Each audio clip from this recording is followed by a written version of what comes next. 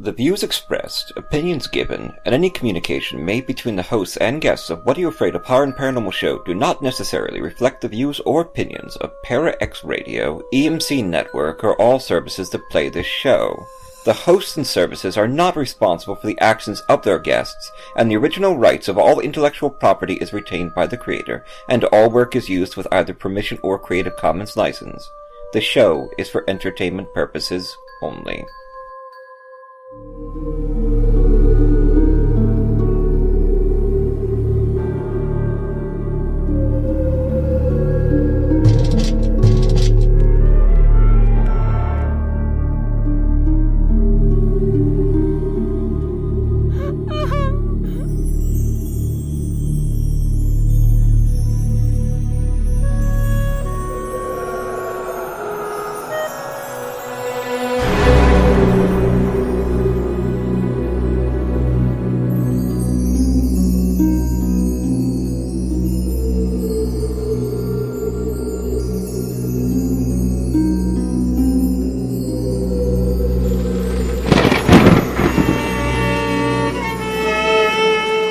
This is horror author T. Fox Dunham, and we're continuing our countdown to Halloween on What Are You Afraid of Horror and Paranormal show, Halloween 2019.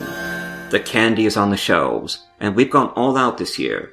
So we've recorded other years from notoriously haunted sites like Penhurst Asylum. So this year, Phil and I inherited a strange antique store from a shared uncle we never knew we had. Strange that we had the same uncle and didn't know it. It is. Why, yes, it very much is, Phil. But when our Uncle Freitag died, he left us the store. It's a creepy place full of atmosphere and all sorts of spooky things. So we thought, hey, let's record the show in the store. And this store is actually called, and you'll see it in Philly, Creepy Old Stuff. We should probably change the name of the store. Creepy Old Stuff sounds like the name of a store where cursed objects are sold that require human sacrifice to grant power onto normal people who don't understand the forces they are dealing with and end up destroying themselves and everyone they love. Or we have to chase down the objects and put them in a vault while battling Satan. That is terrible marketing. Doesn't really flow well. How about Sunny Sandries? Well, we can talk about it later. Oh look, here's a photo of Uncle Freitag. Dear Uncle Freitag, why is he wearing that strange black robe with the pentagram on the back? I think he was in an a cappella group. There are those other singers in the band who are chanting, see? Singing in the rain, I bet. The young woman on the stone table is like a super fan. Look at the mischief sweet old Uncle Freitag got up to. Well, how about I go make coffee while we get ready to do the show? Sounds great, old chum. Oh, use those charming coffee mugs I found in the glass case by the playing cards with the photos of the serial killers. They're really lovely cups stained dark red. And you don't need to brew coffee. They just refill themselves with the best hot coffee whenever you're thirsty. Oh yeah? Gee, look at that. Fresh brewed coffee. Yum. I had the strangest experience. It feels like this coffee drank my soul when I drank it. Yeah, it does that. It's really good coffee, though. I love that chicory. Had it in New Orleans. I wonder if it'll brew a cappuccino for me. Let's see. There's no foam. Evil demonic relic of Satan! No foam on a cappuccino!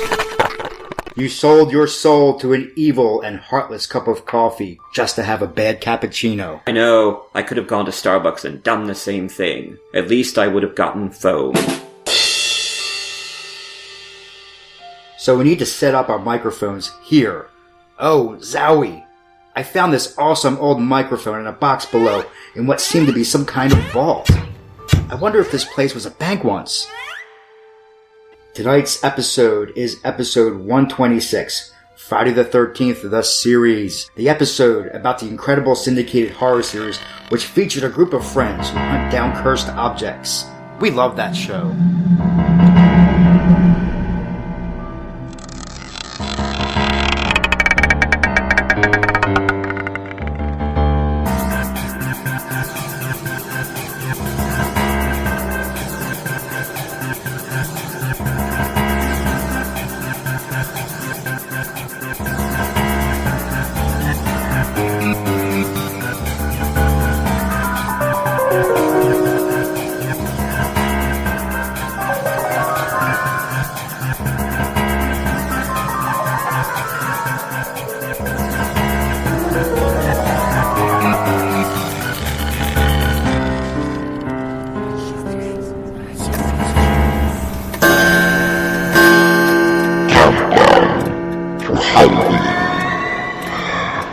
Oh, the microphone has a card. It was like set up like an item. Let's see.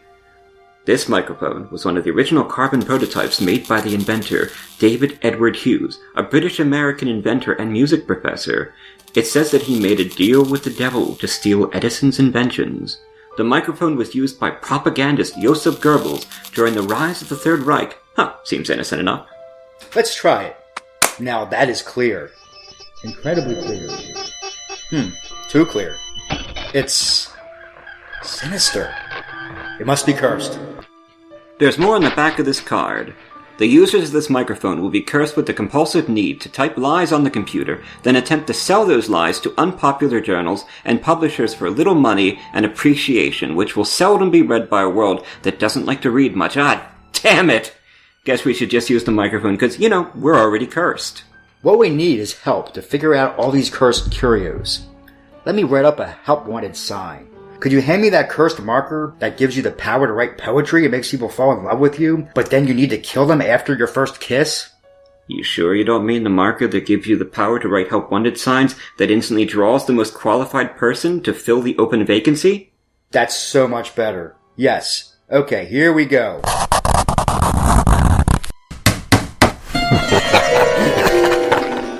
Signs up. There's someone at the door. Why, Lizzie Borden's axe that gave her parents 50 whacks. It's Steve Monarque, who played Johnny Ventura on 2 seasons of Friday the 13th, the series. Hey, Phil. Hey, Fox. Shop looks pretty good. I see you found the cursed microphone. Glad I dodged that bullet. Oh, yeah, we haven't dodged the bullets, though, ourselves. Well, Steve, before we give you the job, we need to ask you a few questions. So, you're an American actor, writer, and director, based in New York and Los Angeles. You are from Pompton Lakes, New Jersey, and you've appeared in well-known films like No Small Affair and 16 Candles. You were in the romantic comedy Under the Boardwalk as tough guy surfer Reef Yorpin. And then you played the character Johnny Ventura. I love that. Johnny Ventura. That's a great name. In season 2 of the syndicated horror series, Friday the 13th, the series, becoming a cast member in season 3. You've been in ER, Law and Order, Criminal Intent, and Close to Home. Yeah, and as a writer, your play That's Life was produced at the Egyptian Theater in Los Angeles in 2002. Your writing-directing effort, Free Country, won Best Play in the 2009 Strawberry One Act Festival and Best Short Film at the New York International Film Festival in 2011. You are the founder of Monavision Films, and your latest writing-directing project, the made-for-TV short film Simpler Times, stars Jerry Stiller. Serenity Now. Serenity Now. That's right. you got to say it. Yeah, you do. You've won many awards for your filmmaking, and you are continuing your filmmaking and acting efforts. You are part of the band The Monarques, a spiritual folk duo with a unique sound inspired by folk gospel and early rock and roll. We can find your website at www.monavisionfilms.com. Thank you for talking to us, Steve. So, you were on Friday the 13th, the series, which I've been catching up on the last few weeks. I've been really enjoying it, especially the season 3 episodes. Now, whenever I mention it to people, like Cindy was here last night having the pasta that I'd made. Okay, what a hellish 2 days that was. And when I said Friday the 13th, her eyes just lit up. Mm-hmm. Now, everybody remembers it. Everyone. Yeah. It was created by Frank Mancuso Jr., who had also produced many of the Friday the 13th movies. He also did War of the Worlds and stuff like that, which was another series that was always on after Friday the 13th. Now, the show ran from October 1987 to May 1990, when it was suddenly canceled, like at the end of the 3rd season. They were still filming the episodes, Phil. Mm-hmm. Its original name was The 13th Hour, but Frank Mancuso Jr. decided to connect it to the Friday the 13th movies by naming it Friday the 13th, the series. Well, that's what I thought when it first was. I thought it was Jason. So did I. I used to watch it. We'd be like, where's Jason? It was like Freddy's Nightmares. Where's Freddy? Exactly, yeah. I watched both series religiously as a kid. Yeah. I watched both of them. Now, internationally, it ran as Friday's Curse. So, what character did you play on the show, and what was it like for you? I played Johnny Ventura when I was in California at the time. Frank Mancuso had a casting director call me at my house. I went in, I think it was on a Friday, and after I did a little read for them, they asked me, would you like to go up to Toronto? And I said, sure. So I packed my bags the next day, and I was up there for 2.5 years. It was really interesting because it was a kind of show that was obviously shot at night. So my life was basically living at night and sleeping during the day. So I kind of felt like Elvis. Oh, wow. Wow. Okay. That's incredible. Kind of like Elvis. Yeah. Right. Wow. That's pretty neat. Now I felt like him. I didn't say I was him. Right. Right. Okay. That would have been an entirely different cursed object. You know. So the premise of the show, Louis Vendredi made a deal with the devil to sell cursed antiques, but he broke the pact and it cost him his soul. Now his niece, Mickey Foster, played by Louise Roby, and her cousin, Ryan DeLeon, played by John D. LeMay, have inherited the store, and with it, the curse. Now, they must get everything back, and the real terror begins. The real terror begins. Well, it's great having you on episode 126, Friday the 13th, the series, the episode. We're going to pause for a ghost story. Now, this is a great little story I found. It's another cursed object story, going back to the 1700s, from North Yorkshire. And I did a lot of research on this piece, this murderer's chair, and it's called The Cursed Chair of Thomas Bowlby, and it's read by David Walton. We are What Are You Afraid Of? Horror and Paranormal Show. We're on Parax Radio, Friday nights at 9 p.m. Eastern Time, and you can find us at our website at www.whatayouafraidofpodcast.com, where you can find all of our content. Our ghost stories, we've got quite a few of them up there, with narrated editions by our voice actors, plus new articles, and new pages for every episode, because we are going into Halloween 2019, the official countdown in September. So this is The Ghost Story, The Cursed Chair of Thomas Bowlby. We'll be right back with Steve Monarque. What are you afraid of? Hi, I'm Tim Wagner, Bram Stoker award-winning author. Hashtag Grave Girls. This is Katrina Weidman of Destination America's Paranormal Lockdown. This is Jim Chambers. I'm the author of The Engines of Sacrifice. This is Jasper Barr, award-winning author of The Final Cut. And you're listening to What Are You Afraid Of? What Are You Afraid Of? To What Are You Afraid Of? What are you afraid of? Love it. Fantoxic, please. Fantoxic. Once a year, we celebrate the dark, glorify the shadows, and summon the monsters to walk with us in the daylight. Once a year, we wear our darkness in normal society. What Are You Afraid Of? Ghost stories, interviews, horror fiction, music and comedy sketches, plus witty banter with horror authors T. Fox Dunham and filmmaker author Phil Thomas. We're counting down to Halloween 2019 with extra episodes of the show plus 2 specials. Phil and Fox will be at the Hotel Marquis de Lafayette in Cape May, New Jersey on Friday, October 25th in the evening to listen to your ghost stories and record our 4th Halloween special. Halloween at the beach. What are you afraid of? What are you afraid of? 4 years of horror with over 130 episodes, 200,000 international downloads, and named number 12 in FeedSpot's top 30 horror podcasts. So celebrate your darkness this Halloween 2019 with Fox and Phil on What Are You Afraid Of? Horror and Paranormal Show on Parax Radio on Friday nights at 9 p.m. and at www.whatayouafraidofpodcast.com. Come and get some candy, kitties. The Death Chair of Thomas Busby.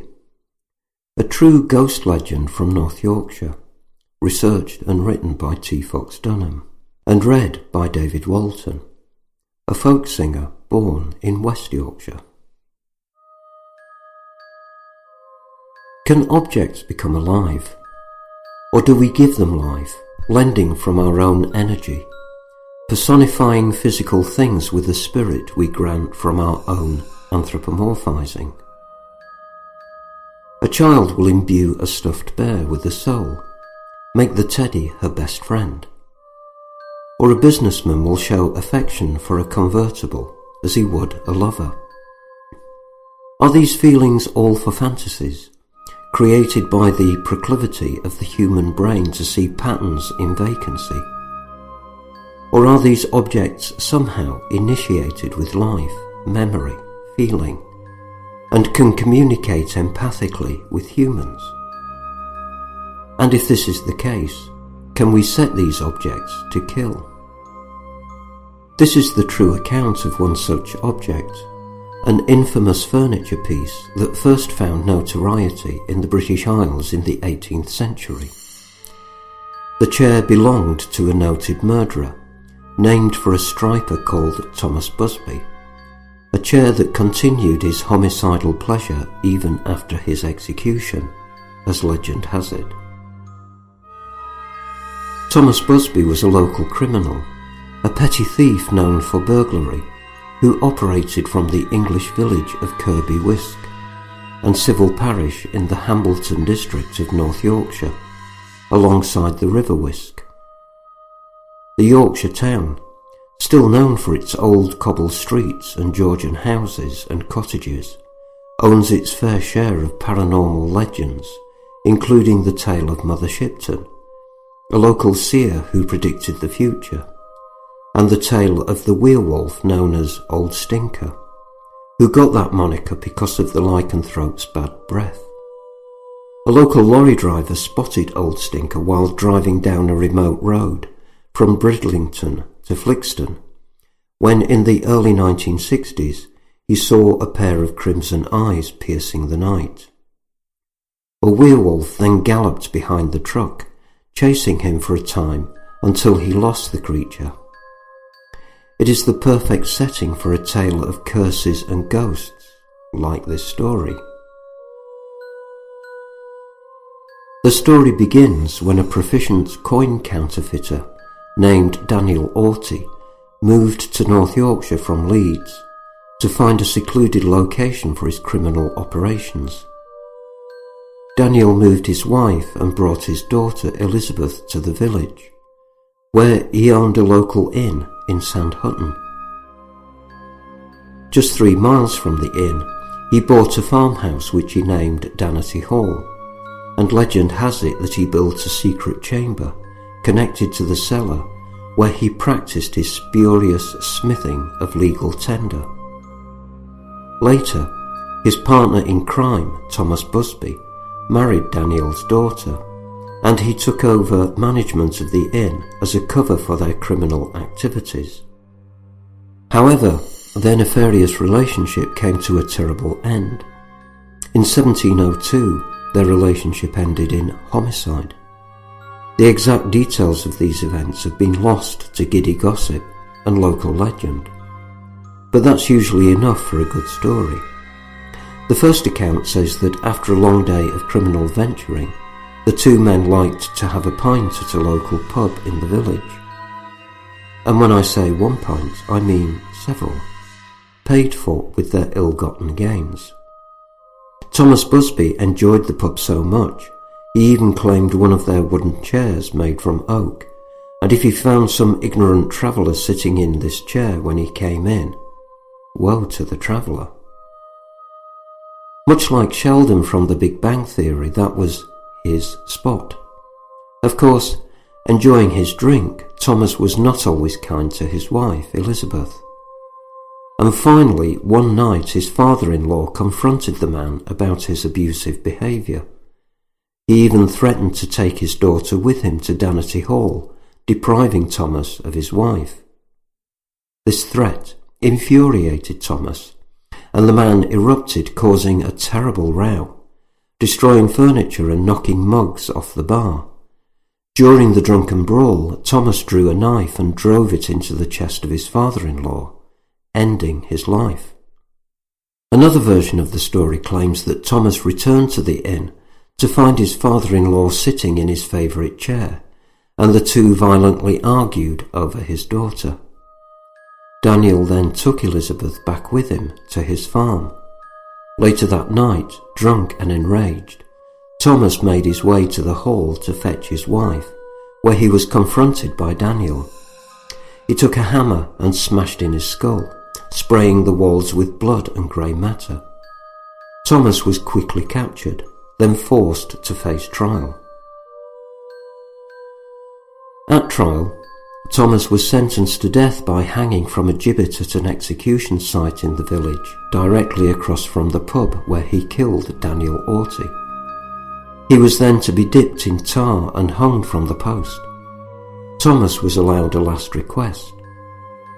He wanted one last pint at the pub to steel his nerves, and a few minutes to relax in his favourite chair. The villagers all watched with a perverse fascination as he finished the ale and wiped the foam from his hairy lips.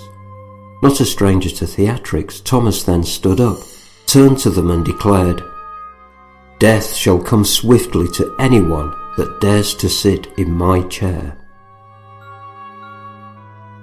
Was this prognostication? Did he lament over all the misfortune that befell him after sitting in the old wooden seat? Or was this the curse of a condemned man?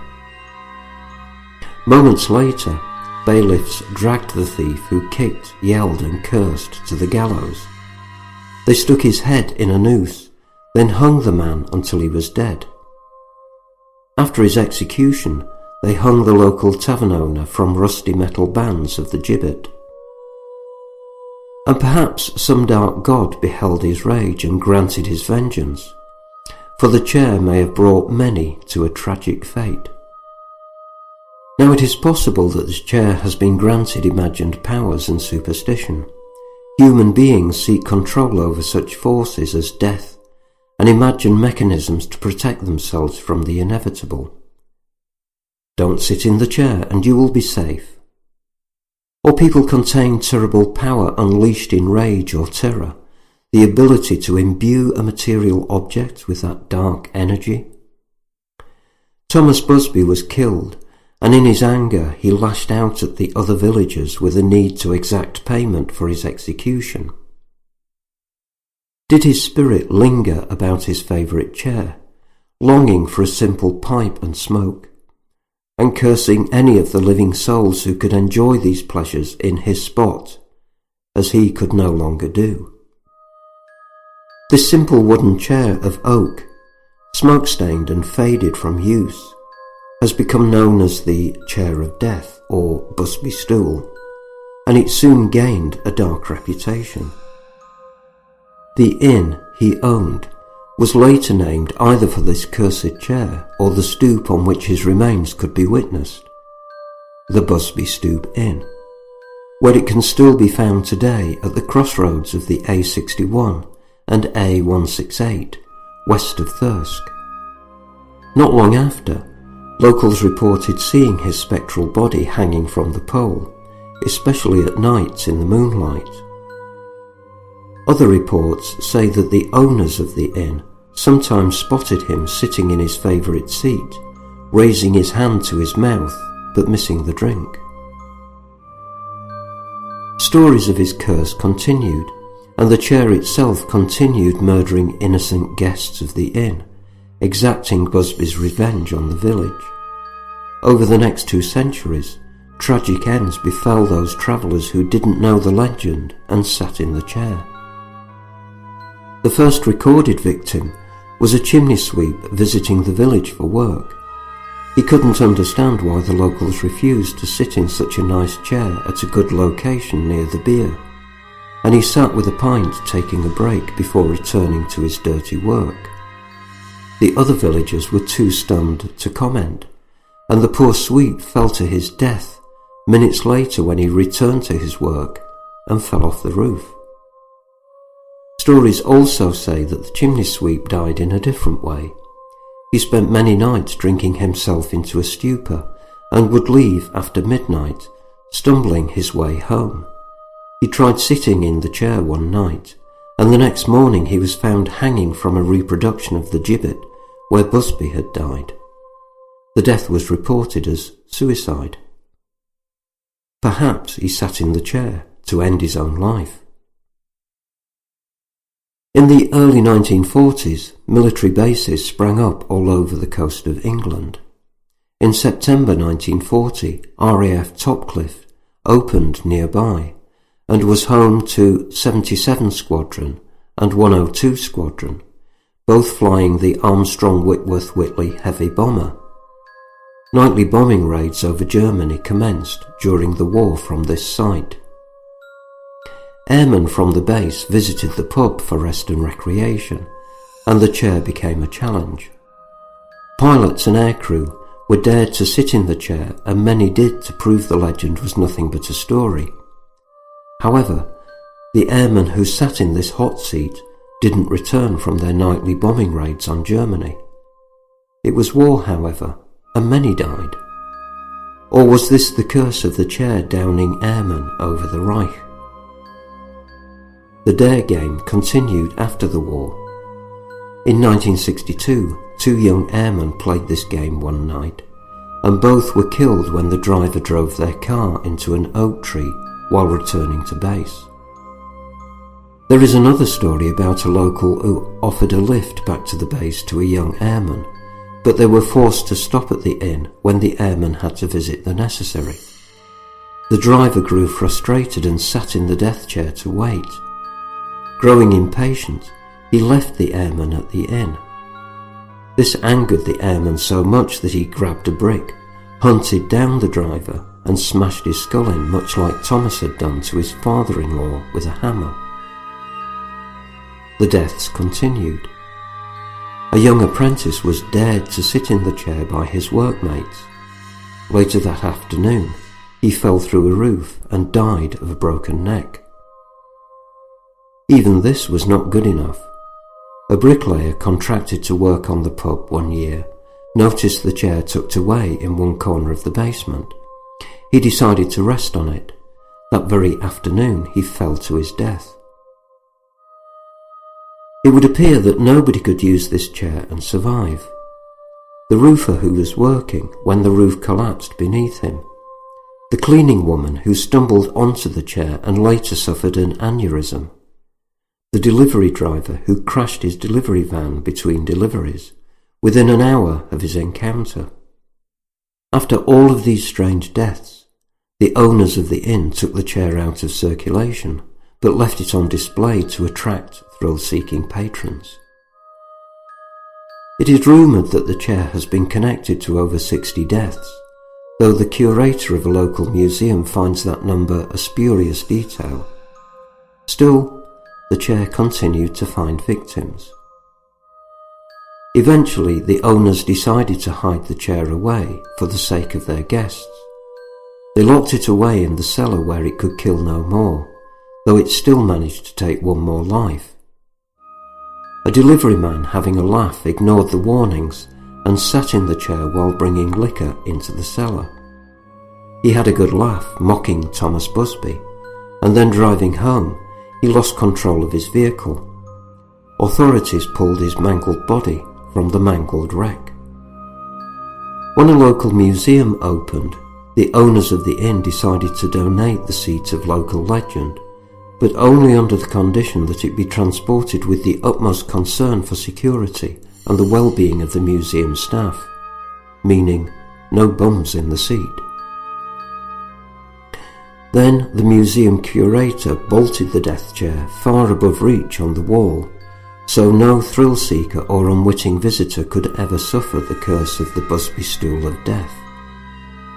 To this day, it can be seen at the museum, which is free to enter, and requires donations to continue operation.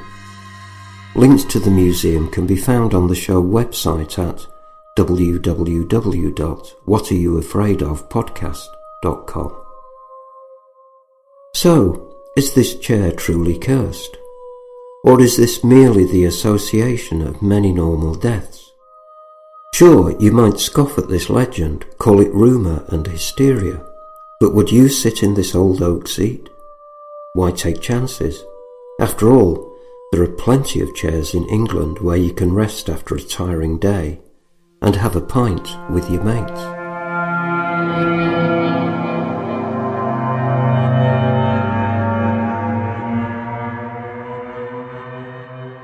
On October 25th, 2019, What Are You Afraid Of will be performing the show at the Hotel Marquis de Lafayette in Cape May, New Jersey. Join the hosts that evening before they perform to tell them all about your supernatural experiences. For more information, visit our website at www.whatareyouafraidofpodcast.com. For reservations and event information, contact the hotel at their website, marquiscapemaynewjersey.com, or call at 609-884-3500 and come out and see us this Halloween 2019 in Cape May, New Jersey. Listen for the episode on Paranormal Radio at 5 p.m. Eastern Time on October 26th, or find it on our website, www.whatareyoufraidofpodcast.com. Para X. Explore the darkness. Find out what goes bump in the night. Did you hear that? Did you see that? What's that bright light in the sky? Oh, we so need to investigate. Calling all witches and sensitives. Explore the paranormal. With hosts Shauna and Vicky. From Geeks Paranormal. Wednesdays at 9 Eastern. 8 Central. Let's explore. On paraxradio.com. We are back after that charming little ghost story read by our wonderful David Walton. I adore David. He is wonderful. He does such a good job. So we are back with Steve Monarque. This is episode 126, Friday the 13th, the series, the episode. I think that's so much fun. So Steve, one of the great characters on Friday the 13th was Jack Marshak. Everybody loves the Von Helsing character, and that was Jack. He was played by Chris Higgins, and I want to know a little about him. What was he like? What was it like acting with him? How should I say it? He was such a gentleman, and he was someone who was, he passed away. Yeah. So, that's it was kind of, it was really sad, but he was an unbelievable supporter.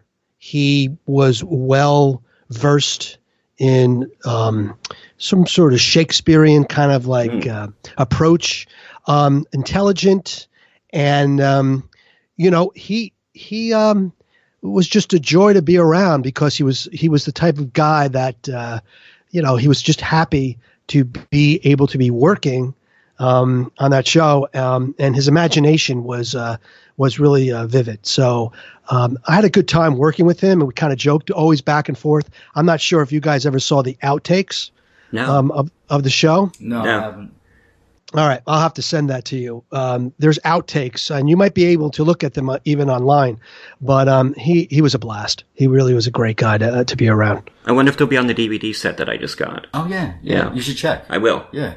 Actually, probably would be, Yeah, I loved his acting. Like I said, he was the Von Helsing character. He was the wise, vernacular character, sort of the son to Louis Vendredi's Moon. Mm-hmm. And I just never forget season 1, season 2, when he goes to hell and he has that last piece of the mirror. And Rashid, the gentleman, he has the fez on and he's worshiping and praying.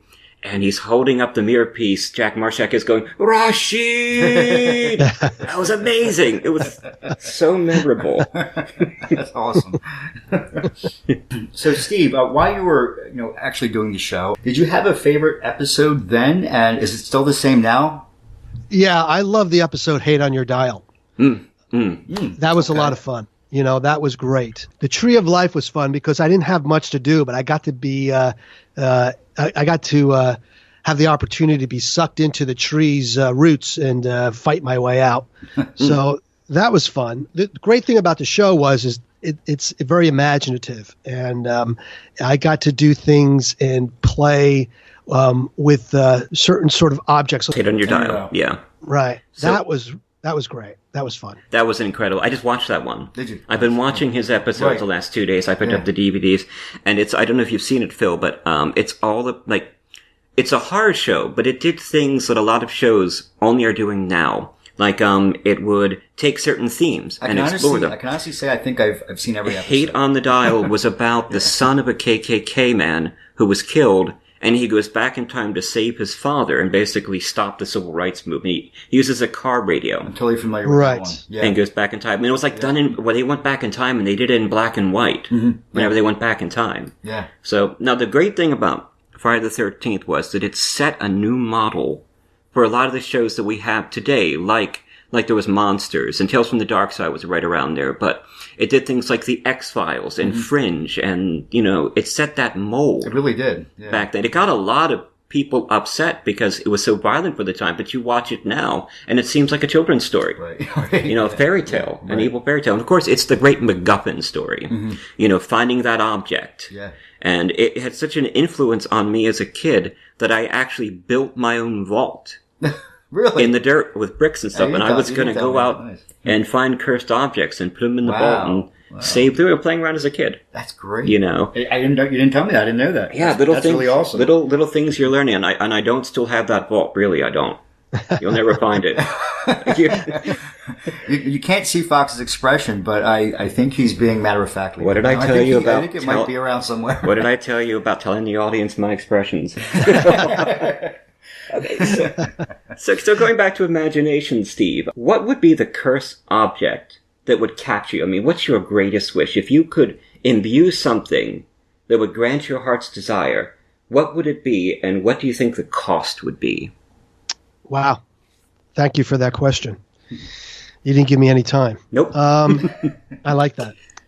I think for me, a cursed object would be like a football. And I would become the greatest quarterback in the history of mankind. And I would win like 4 or 5 Super Bowls, or maybe even 10 Super Bowls in a row. But I guess what would come with that would be having to deal with the media, the money, all the glamour and all that fame, and basically not have the life that I would have now, which is spending a lot of time with my wife and playing music and traveling. It would be something like every pass that I threw was like the perfect pass and a touchdown. So that's what I guess, I could say, because I like sports. So maybe a golf ball. Everyone's a hole-in-one. Everyone's a hole-in-one. That'd be insane. That would be incredible. There was that Twilight Zone episode where he went to hell and he won every gambling machine. I remember that. Yeah, remember that? But it was hell because he never lost. I forgot all about it. Yeah. All the fun was gone. Wow, yeah. For him. So when you were talking about the quarterback, you reminded me like Tom Brady, because he basically won like so many Super Bowls. I know. Like, I was just saying that. Yeah. Tom Brady has a cursed object. Right. Phil, you laughed at me for having that vault, but now we need it. Exactly. Now, the important thing is, though, we're in the Philadelphia area. Tom Brady did not beat the Eagles in the Super Bowl. No, he did not. 2 years ago. Yeah, so. I was watching that. I don't like any sports myself. I like to fish and hike, and especially with How about a cursed hook? Oh, because I'm a big fisherman. A cursed hook. Oh yeah, I love fishing. Fresh water. Same. I fish a lot up in the Kern River area, where you hike for 5 miles and you're basically throwing your little hook around a tree into a pool of water and pulling out brook trout and rainbow trout and camping overnight there, and it's awesome. But if you had a cursed hook, it might backfire on you in some way. Yeah, it could. Constantly in your thumb. Yeah. Yeah. Okay. You can jam in your thumb or your cheek or something when you're casting your line. Oh my, that would be terrible. I took Allison out to Pokemon Stream up by New Hope 2 days ago, and my legs are bad from the cancer. Yeah. So getting down that trail, oh my God, we went up that trail and you just couldn't get back down. Oh. And you had to walk through these ravines, and Allison and I were just basically climbing for our lives. And she's giving me this look like, why did I marry this idiot? And all I caught were sunfish. Okay. Well, yeah, you have a cursed hook. You need a curse. You need a cursed lure. Yeah, curse. Oh, that's what I use, lures. Okay. I never use live bait. But that huge bass I caught in Poconos a few days ago. That would be a good title for something. Climbing for Your Life. Climbing for Your Life. The new game show on What Are You Afraid Of? And this is What Are You Afraid Of, Horror and Paranormal Show. Yes, and we will be back with Steve in a moment. This is What Are You Afraid Of? Horror and Paranormal Show on Para X Radio on Friday nights. And we are counting down to Halloween 2019. The Halloween candy is on the shelves. We'll be right back with Steve. Would you like some candy, little boy? Mercy, a new horror medical thriller from author T. Fox Dunham, published by Bloodbound Books. Based on the author's horrific battle with a rare form of lymphoma that involved intense chemotherapy and radiation, Fox turns the horror of his experience into terror on the page. William Saint is dying of cancer. On most days, death seems like a humane alternative to the treatment. Stricken with fever, William is rushed to Mercy, notorious as a place to send the sickest of the poor and uninsured to be forgotten, and finds the hospital in even worse condition than his previous visit. Willie's memories faded. He grabbed his sack head of the scarecrow, picking at the exposed chicken wire to hold them in. However, the memories fell out of the holes in his face. They wormed and crawled from the leather flesh and the old clothing of the scarecrow, then squirmed and wiggled down his body. The grounds are unkempt, the foundation is cracking, and like the wild mushrooms sprouting from the fissures of decay around it, something is growing inside the hospital. something dark. Fangoria gives Mercy 3.5 out of 4 skulls. Dunham has channeled his many brushes with the other side into the exquisitely rendered, lyrical, supernatural hospital thriller Mercy. It's feeding on the sickness and sustaining itself on the staff, changing them, and now it wants Willie. Come now, Mr. Saint. Just a little more of that sweet milk. So salty and so good. You won't miss it. And we ever do so like our delicacies here at Mercy Hospital. Part medical horror, part supernatural suspense, Mercy is a hard-hitting fever dream of a novel. I enjoyed the hell out of it. Tim Wagner, author of The Way of All Flesh and Eat the Night. Available from Amazon, Barnes & Noble, and bookstores everywhere in both print and digital versions. Life is an addiction. Let go. Let it all burn. All right, here we go. Quiet. Roll up.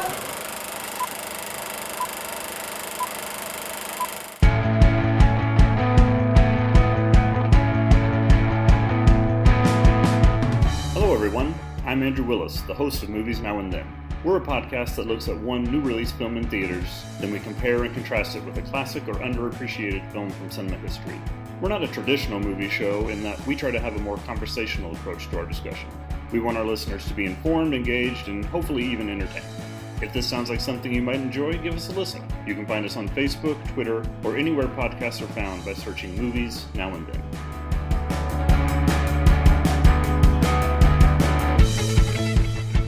Hi, I'm David Walton, and I drop whatever I'm doing to read whatever Fox and Phil demand of me.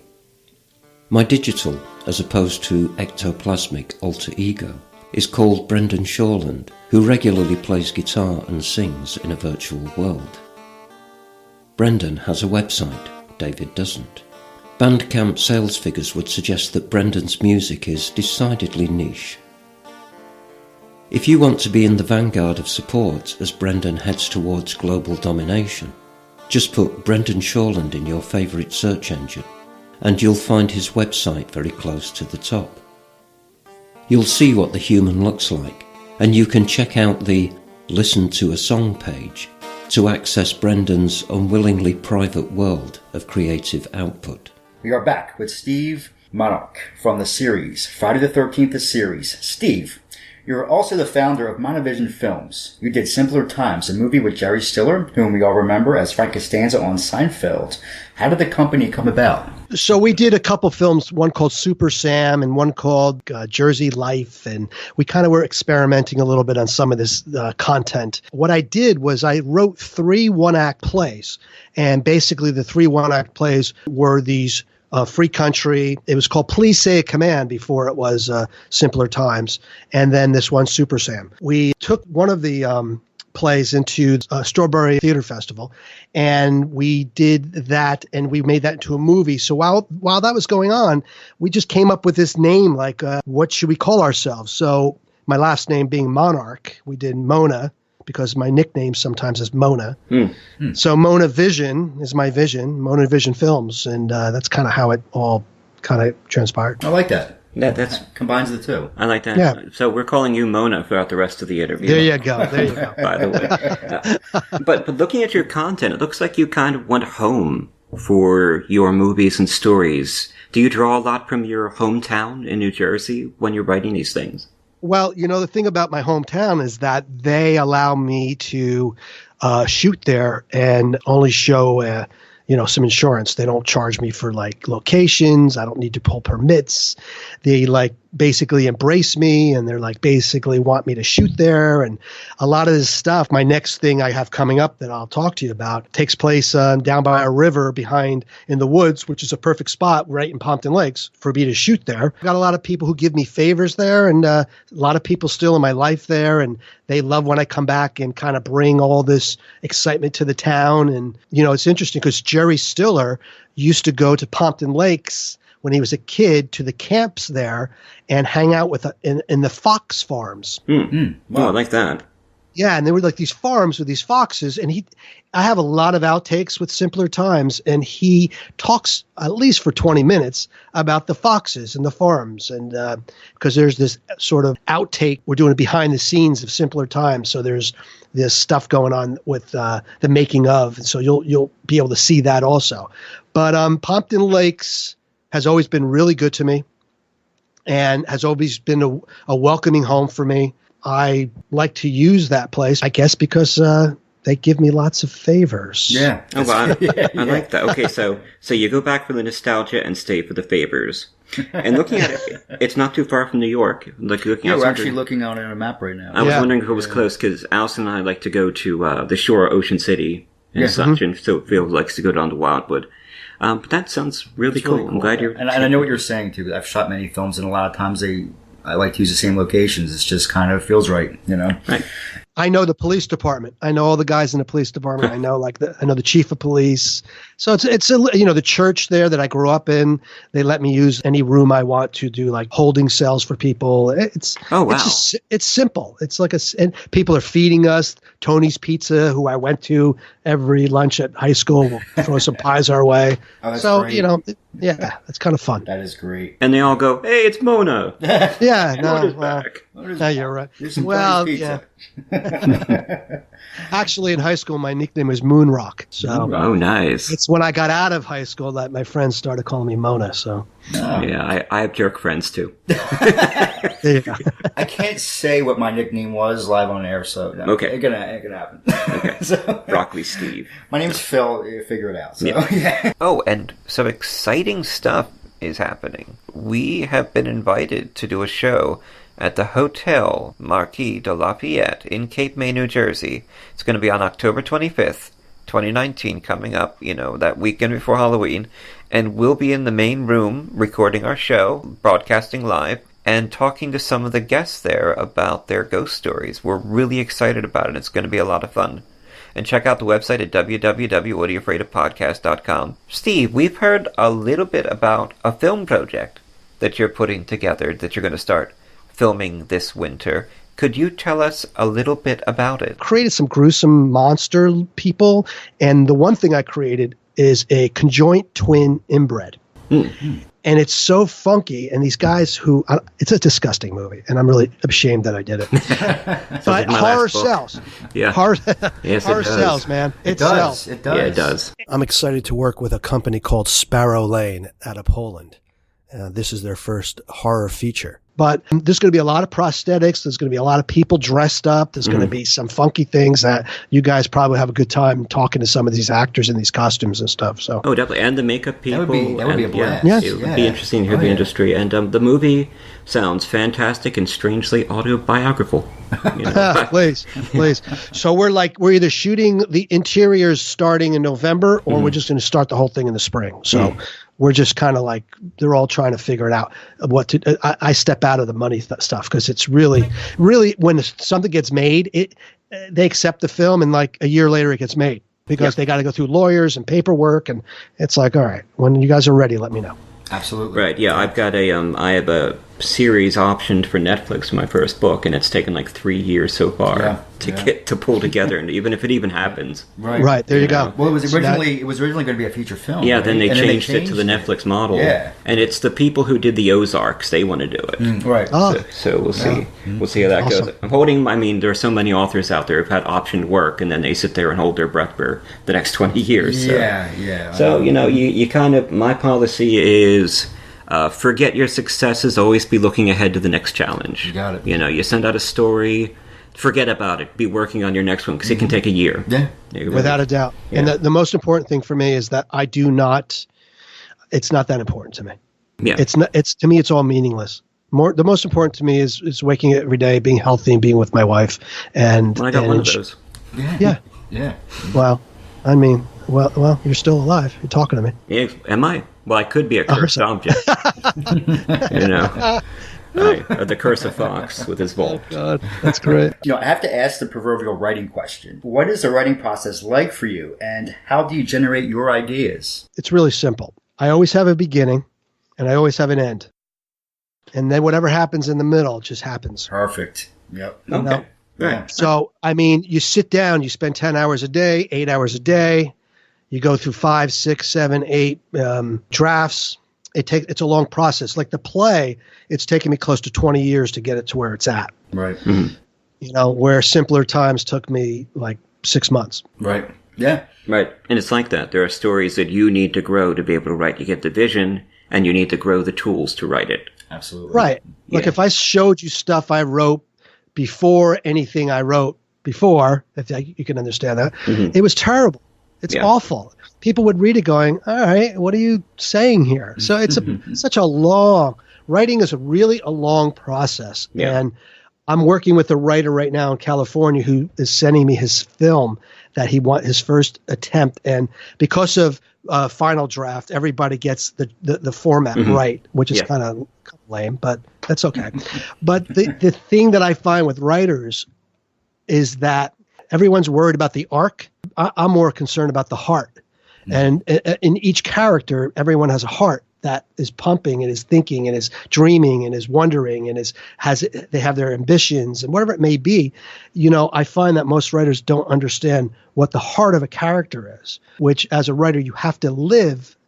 And it's easy for me to say because as an actor, what your job is to become somebody else. And to do that, you have to have the heart of that person. As a writer, it's the same thing. So a lot of writers aren't actors and they have never acted before, so they don't have that connection.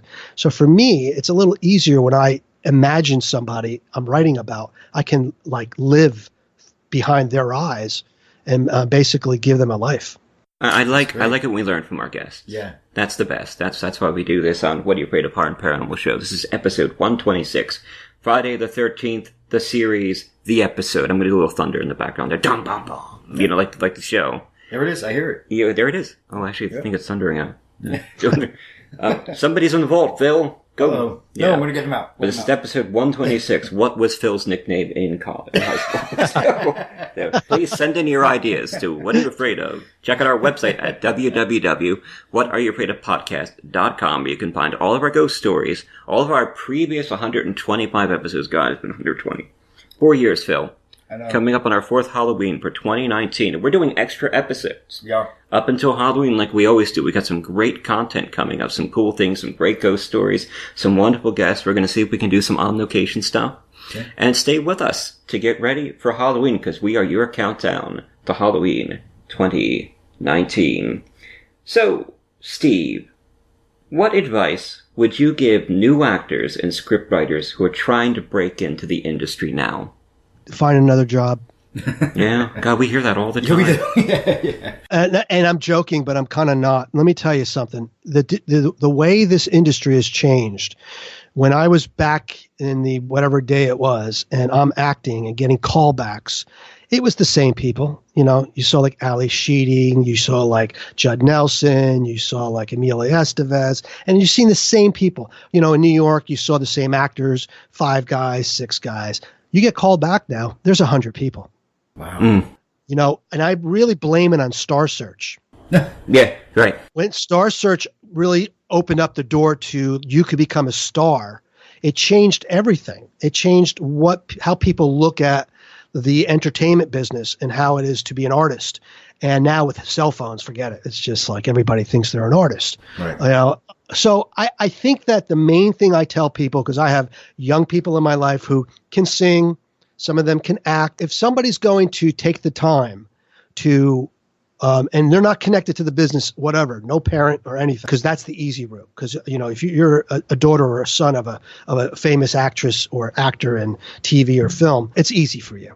Mm-hmm. But for someone who's just starting, and, you know, my father was a pool man, I think the best thing they should do is just study with the best teachers, find out, you know, get themselves into a real good theater, studied-oriented type of structure, and see if it's really something that they want to do. If they're thinking they want fame and fortune, that's a bad road. Right. It's just a bad road. For me, at a very young age, I realized, wow, I'm up against, like, when I had 2-3 picture deals with Columbia, and every single time Kiefer Sutherland beat me out, I said, Kiefer Sutherland, Steve Monarque, What's wrong with this picture? And I realized I have to really start looking out for myself. And what does that mean? And it means I got to create my own content, because people are going to maybe want to do my stuff in the future where it's going to give me a little bit more longevity, which isn't in the industry anymore. You had actors who were making $18 million a picture, now are making $8.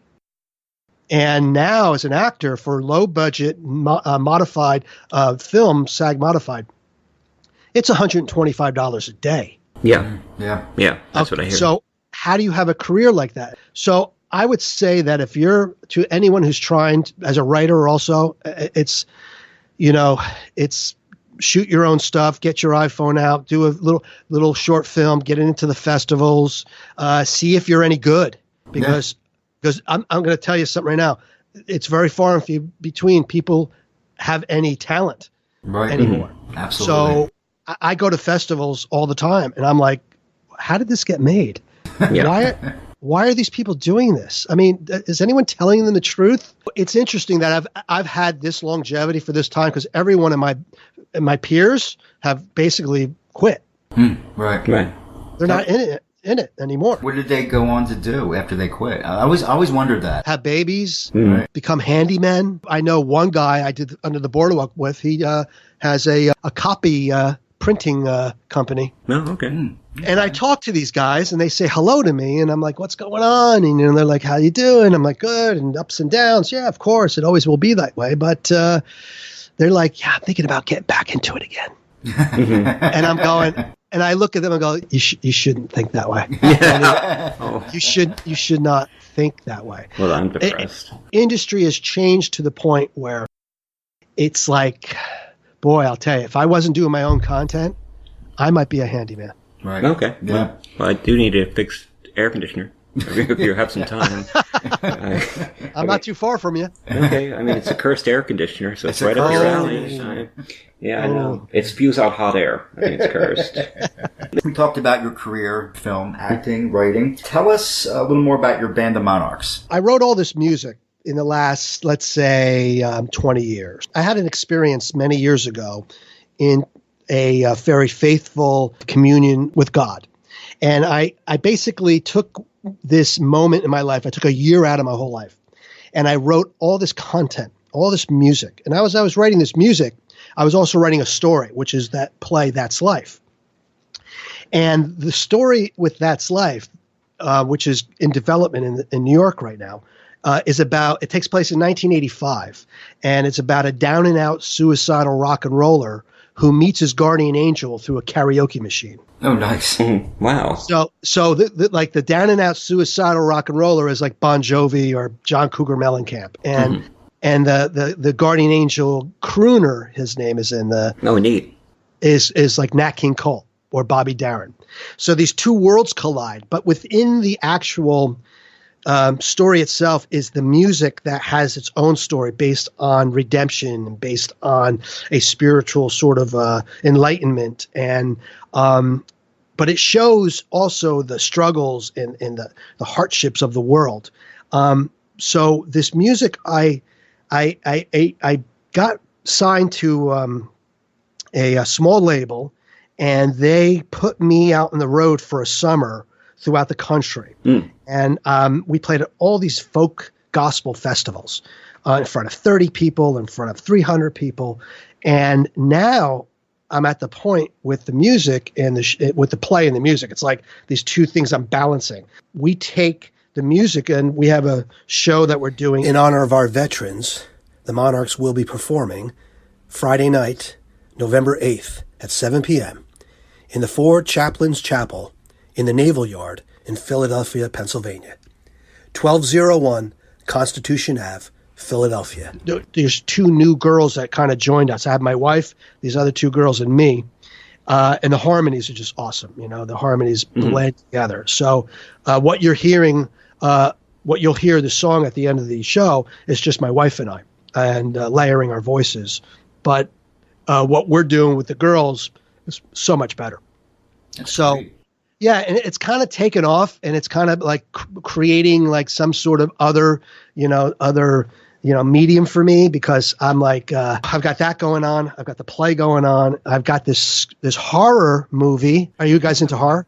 No. You guys- No, not at all. No, I don't like No, wait, yes, we are. Yes. Right. Wow. Love it. Yeah. So I've got all this stuff going on, man, at the same time. And that's why it's going back to advice to people. You cannot stop creating. Mm.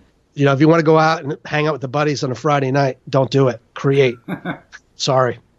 Okay, well, there goes my Friday night. I watched was it Stan and Ollie the other night? Yes, I like that one. Did you see that movie? Yes, I have. You did? Okay.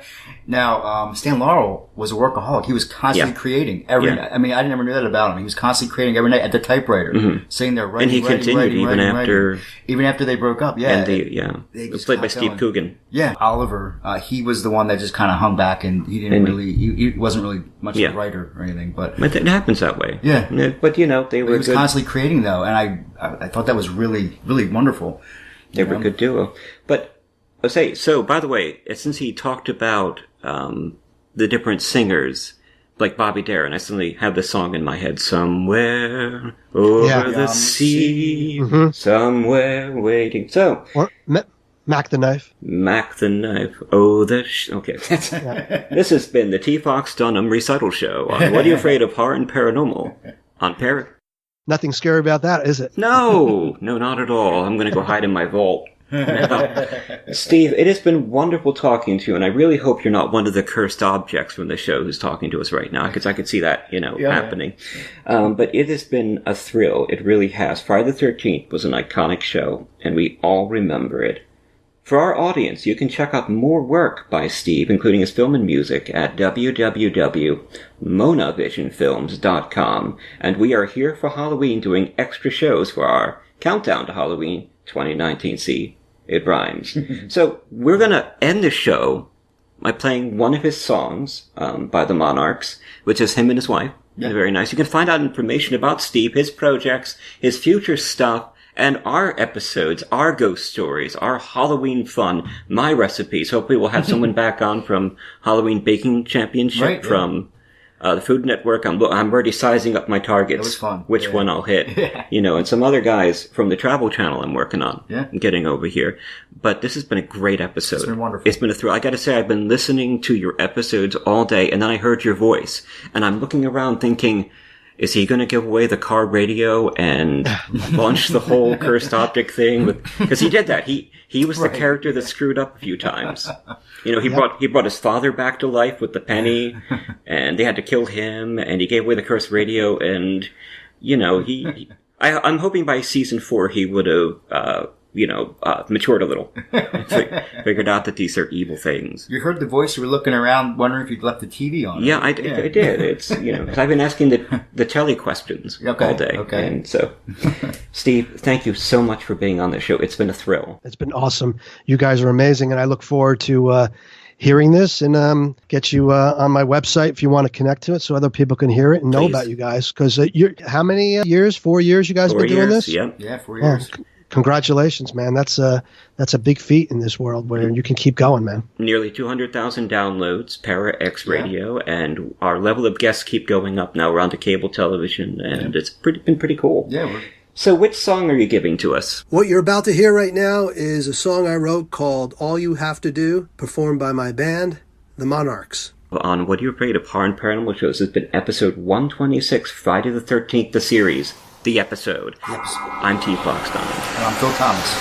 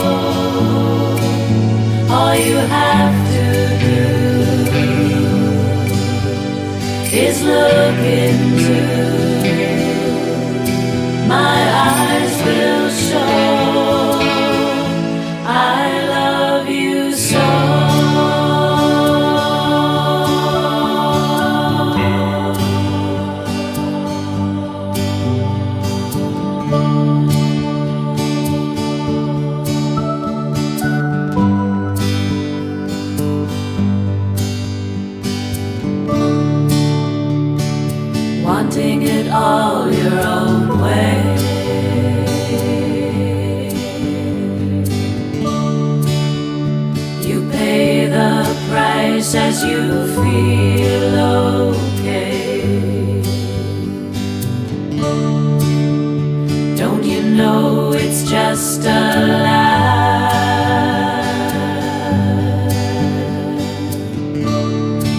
Speaking to one another with a sense of pride. How many times have I told you so? All you have to do is look into my eyes will show I love you so.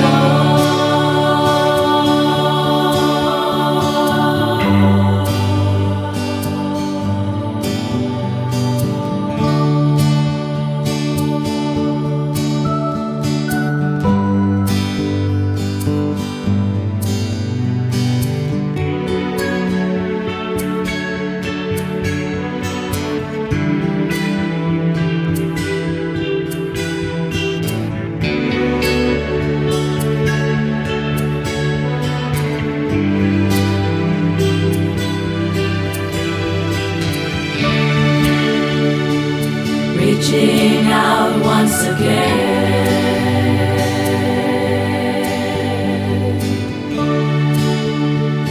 Life's too short, won't you be my friend? Moving forward at this time.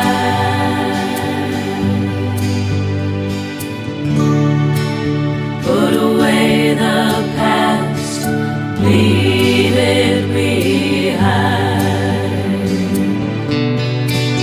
How many times have I told you so? How many times have I told you all you have to do is look into my eyes will show I love you so.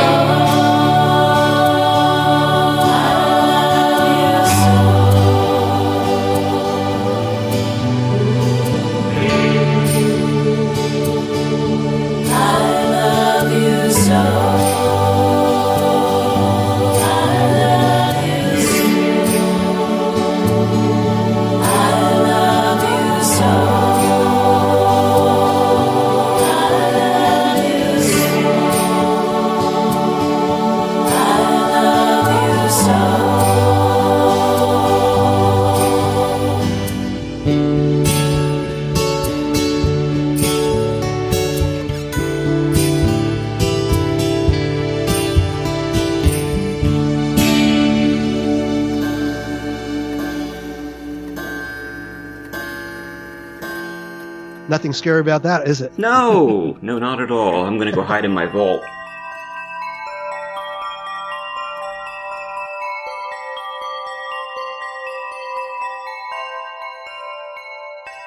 Phil Thomas is an author and screenwriter from the suburbs of Philadelphia. His screenplays have been produced into 2 feature films, False Face and Always from Darkness, and are available in major retailers such as Best Buy and Target, as well as availability on Netflix and Amazon Prime on demand. His screenplay, 3 Tunnels, was a semi-finalist at the LA Screenplay Competition. He is a member of the International Association of Professional Writers and Editors, and he currently writes for Cultured Vultures, Game Skinny, and BloodyDisgusting.com. He formerly held the position of Senior Marketing Manager at Eternal Press, and was a journalist for Patch, where he wrote a daily tech column covering the latest electronics and gadgets. He lives in the suburbs of Philadelphia and is currently working on his second novel, Worst Afterlife Ever. T. Fox Dunham lives in Philadelphia with his wife Allison. He's a lymphoma survivor, cancer patient, modern bard and historian. His first book, The Street Martyr, was published by Gutter Books. A television series based on the book is being produced by Throughline Films.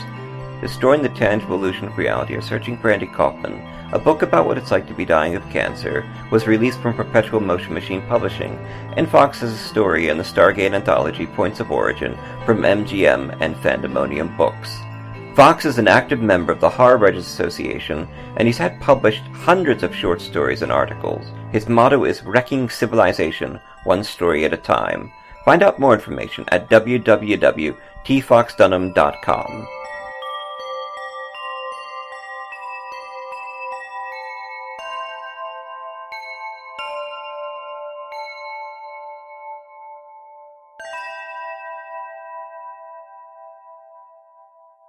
The views expressed and the opinions given by the individual host and their guests do not necessarily reflect those of Para X, its affiliates, or its sponsors.